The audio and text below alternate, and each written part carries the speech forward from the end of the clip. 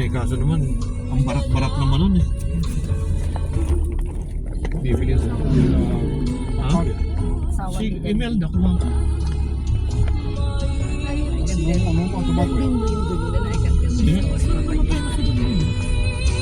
Lower the volume na.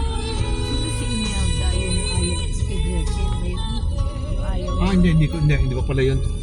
Ano pala yun, tatay ni ano yun. Anak si ano ni Gretchen. Yung Imelda, buhay pa yun. Hindi pa ano yun.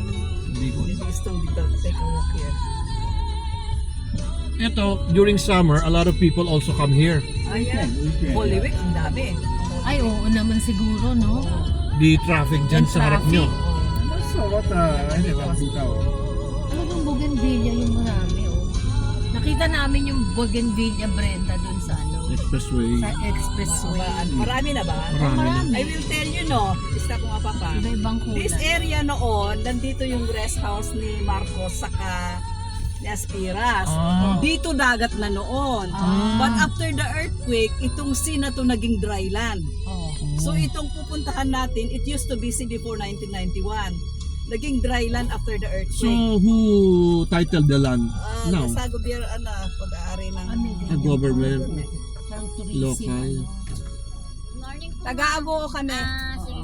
Thank you. Kasi dito, pag hindi taga-Agoo, may entrance fee na 15 pesos. Oh.